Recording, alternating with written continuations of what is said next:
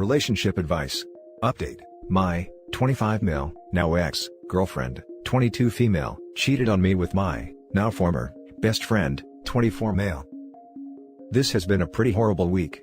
This guy has been like a brother to me since freshman year in college. He was dating this girl, 23 female, as well, and she is the one who found out and told me. We've hung out a fair bit as couples, and honestly, I never noticed anything besides the usual banter. It's the worst betrayal I can imagine. And since I found out, I feel like I've been walking underwater since. His girlfriend discovered it when she saw he was getting multiple Snapchats from my girlfriend while he was asleep, well after midnight. She checked, and let's just say the evidence was compromising, and didn't leave anything to the imagination. She screenshotted it, sent it to herself and then me. I spoke to her very briefly on the phone, as long as we could both keep it together, just to make sure this was beyond all doubt. After that, I sent the screenshot to my girlfriend as well as my friend, told them it was over, and then blocked both their numbers. Neither has made the effort to reach out, which suggests to me it was likely they weren't just screwing and probably intended to break up with us eventually and get together. A masochistic part of me wants to know details, but I think it's best I don't. I imagine his girlfriend also handled things on her end.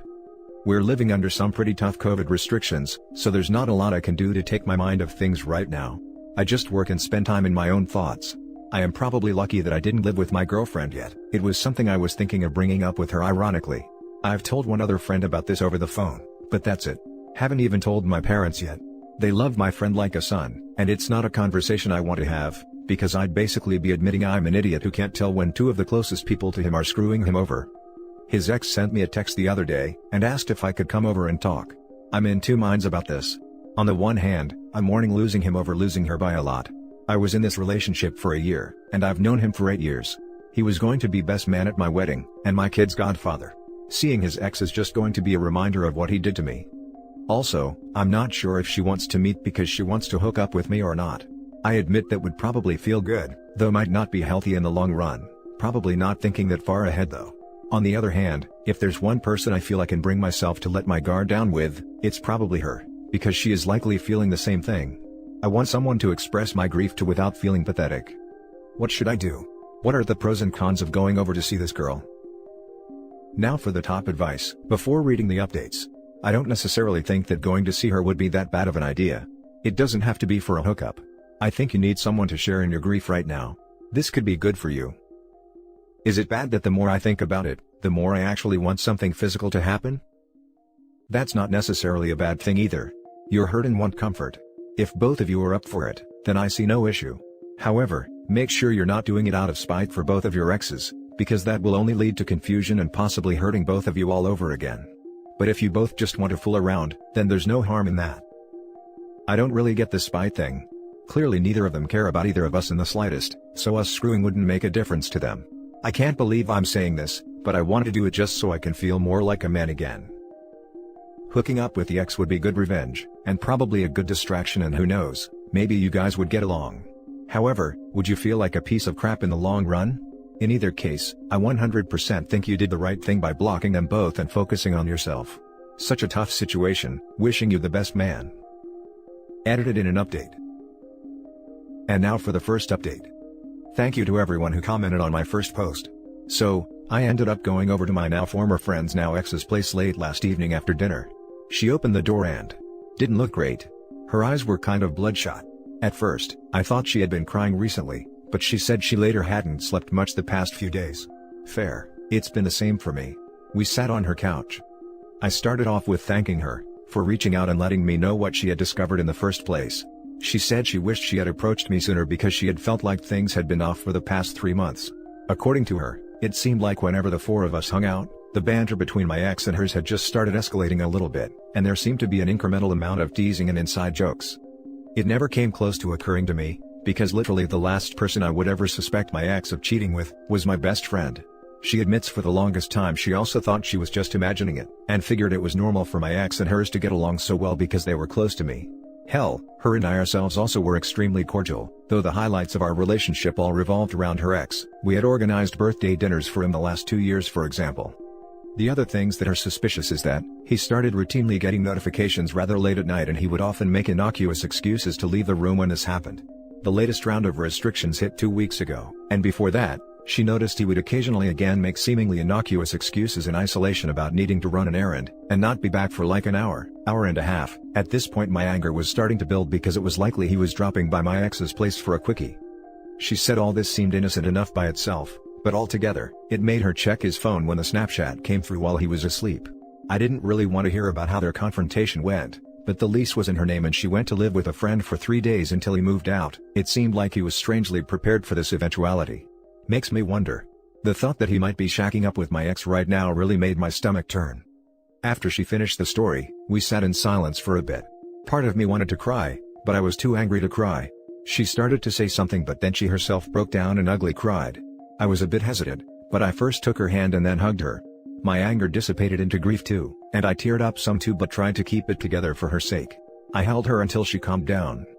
She wiped her eyes and looked at me for a bit, and well, it happened. We kissed. I don't think either of us specifically initiated it, was almost like the thought struck us both at the same time. I know I badly wanted it, for a bunch of reasons, not the least of which I just wanted to feel like a girl actually wanted me after what happened, but I pulled back and asked her if she was sure. She said she was, and well, one thing led to another. We went to her guest bedroom and did it. She led the way and I'm very grateful she had that presence of mind, because I definitely did not want to screw her in the same bed my former friend used to. Not too much foreplay, but the act felt good enough. I guess my own barriers came down after the post-orgasm high went away, and it was my turn to cry and her turn to hold me. We fell asleep that way without too much else said. She woke me up this morning, and it turns out she made breakfast, something my own girlfriend never did for me for over a year. I was a bit envious because my former friend told me she did this for him regularly, and I am not a great cook. We didn't talk much, things were kind of awkward. She finally broke the silence and said that she slept better last night than the entire week beforehand. I admitted that was true for me too. I hadn't slept in an empty bed for a week straight since probably 2 weeks into my relationship with my ex. There was probably a lot more to say but honestly, I really didn't know where to begin. I just wasn't processing anything. She just moved her chair next to mine and held my hand while I finished eating. Once I finished, she attacked me again and we ended up back in bed. After this, I didn't really have a choice about the talking because I had to get back home to start work. When I told her this, she teared up and begged me to stay, because just not being alone right now made her feel better. I kind of felt the same way at this point. COVID isolation sucks anyway and it's even worse when you're going through what I am. I told her she could come back to my place if she wanted. She brightened up and asked me to give her 5 minutes. She ran to her room and came back with a small bag, including 2 changes of clothes. I noticed it and looked at her. She asked me if I was okay with it. I said okay without really thinking. We went back. I had a Zoom meeting for work at my desk in my bedroom, while she read in my living room. She isn't working right now. I came out for lunch and she kissed me, and while I was heating up some leftovers for us to eat lunch, she hugged me from behind with her chest pressed against my back. I won't lie, it just felt good. I don't know what else to say about it besides it felt good. It's mid-afternoon now and she's napping in my bed. I'm probably going to join her. I'm done early with work, and just spent the last 20 minutes typing this up. When I opened the fridge for lunch, it turned out she had brought a bunch of ingredients with her to make us dinner. I know some of what we're doing probably isn't the healthiest, and I wouldn't do it if it didn't make me feel better in the moment than I have the last week. We do need to talk, that was the whole point of my going over. All we really discussed was how she found out. But I am leaning towards letting her stay as long as she wants. In fact, I actively want her to at this point. COVID has made this whole situation worse because normally I'd be able to meet other friends and do other things. Under the circumstances, the pros of having her as round-the-clock company outweigh the cons. My place is probably the better spot for both of us because her breakup was more painful than mine, their relationship was thrice as long, and I myself don't want to be in a place that reminds me of my friend and the trust he betrayed. I'm just going to take it one day at a time. If anyone has any advice on what to do from here, let me know. Now for the second update. So, my former best friend's ex has spent the last 2 nights at my place. That first day, we napped together in the afternoon as we both slept horribly since everything went down. The way she clings to me while we're sleeping is honestly just tender and makes me feel all kinds of things. We woke up and had intercourse again lol. She made dinner for us, and we spent the rest of the night just holding each other and watching Netflix. I probably could have gone another round, but she ended up crying again, and after she was done, I myself was too emotional to really want to do anything else other than cuddle and eventually fall asleep. I realized yesterday we really did need to talk. I decided to take the day off from work. I let her sleep in, and when she woke up, I finally sat her down. I started things off by saying that I was really glad she was here with me and that we were helping each other feel better. I emphasized that to me, this had nothing to do with our exes, and was not revenge acts. I wanted to be with her because it made me feel better, and I hoped it made her feel better too. She agreed that it definitely did, and that we were both dealing with a tremendous amount of hurt and trauma, and there wasn't anyone who could empathize better with us than each other. Which was why she wanted to stay till the end of quarantine, if I was okay with it. Dealing with what happened to us was going to take a while, and she wanted to be there for me, and have me be there for her. I was a bit taken aback, as she was basically talking about moving in with me for months, but I honestly felt the same way. Being alone in isolation the week after finding out was hell for me, and that was before I had even started to process what had happened. I was still thinking, and she told me she was moving out of her apartment regardless. She couldn't afford the rent without a job and without her ex, and she had a couple of potential subletters lined up before we met. She was planning on moving in with a friend, but she'd rather be with me. She could leave most of her things with her friend given my apartment was small, and if either of us needed space, she'd go there temporarily. She had taken my hand at this point and was starting to get a bit tearful. I finally agreed that this was a good arrangement. It all felt kind of crazy, but I was just thinking on emotion. She kissed me, hugged me really tightly, and we ended up doing it again. After this, she told me she was going to start going on birth control again so I wouldn't have to use a condom. I really wasn't expecting that. With that settled, we just spent the day together. Cuddled, watched some Netflix, and worked out together. I have some equipment in my apartment, part of why things are so cramped. We went for a walk to buy groceries. She insisted on paying, and cooked again. I haven't brought it up with her yet, but instead of splitting the rent, I was thinking of just letting her pay for groceries since she seems to like to cook anyway. Today, I took another day off from work. I have a lot saved up since it's not like I had the opportunity to use them much since the pandemic started, and we drove to her apartment where we met the friend who was going to store the bulk of her stuff. I'm now back at my place with the stuff she's keeping with us, and her friend is going to drop her back once she drops off the rest. I don't really know how I feel, except a lot better than I did when I made my first post. I'm just not sure if I should be doing this just because it feels good. I know I don't want to be alone, so for that reason alone in my gut I feel like this is the right call, but are things moving too fast? She's probably shown me more affection outside intercourse in 3 days than my ex did in the last 3 months of our relationships. Between the cooking and her desire to let me have unprotected action with her, everything feels kind of domestic. Which ironically, I never felt with my ex. I figure varying degrees of quarantine measures will last another 3 or so months, before vaccinations start to make things significantly better. At that point, perhaps she'll move out and we can take another look at things, perhaps try dating the traditional way if we want to. At this point I can't imagine not wanting to as long as the grief I'm feeling now is not a factor then. Hell, maybe we don't even need to do that and she can just stay on with me. I don't know, I am probably thinking too far ahead. I am nervous because of how unusual the situation is, but it still feels like the right call in my gut. I don't know exactly how I feel about her, except that I care about her and want her around because she makes me feel better and I want to do the same for her. Anyone have any advice? Anything I'm missing? Now for some closing advice. The unprotected ex thing is a beacon for trouble down the line, especially if you both been cheated on. Probably should wear protection until you get tested, and make sure there's birth control in place. Maybe it will work out, but you guys really aren't in the right frame of mind to be making long-term decisions about a relationship or moving in together. This is way too fast. Thank you for pointing it out. I always used protection with my ex, and last I talked about it to my former friend, he and his ex always did too. I feel like perhaps she wants to do this for me because she never did it with him? It's the same thing as the cooking, something my ex never did. She just wants to do nice things neither of us did in our previous relationships.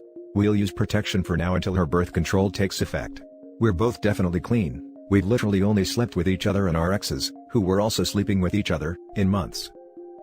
So, you both got cheated on by your partners and are now finding solace in each other since you two are both the ones who got screwed over? It seems really messy, and that you're using each other as a crutch to get over the betrayal. Neither of you had space or time to heal from your previous relationships, and are trying to settle into some sort of domestic bliss routine. Perhaps it's nice to have someone to relate with since she's been through the same heartbreak, but I don't anticipate this as the ingredient/recipe for a successful relationship at this current stage. Not really thinking that far ahead. You're right, maybe this won't be a long-term thing, though I hope it could be if things break right for us. I just want her around right now because she makes me feel better, and I do the same for her. COVID complicates a lot of things here. Just a couple thoughts. First, make sure you're both dealing with your issues from the ending of your previous relationships. Don't rug sweep them hoping they just go away, or they may turn into a ticking bomb waiting to blow up on you. Second, you two really need to communicate a lot. With the two of you going from casual friends to living together after shared trauma, you'll want to be sure any relationship is built on wanting to be with each other, and not just avoiding being alone. Maybe you can plan some dates outside the apartment that don't require restaurants, movies, etc. Go out on a hiking trail, plan a picnic, visit friends in a socially distant, outdoor setting, etc. Thank you.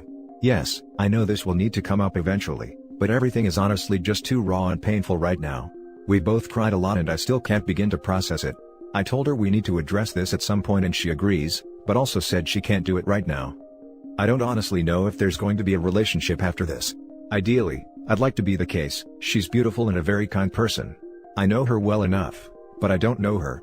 You're right, it has to be about us as people, not what we're going through. It's another thing to work on. Can't do much in the way of outdoor dates unfortunately because it's cold beyond belief. I had some vague thoughts about perhaps a ski trip in a couple of weeks.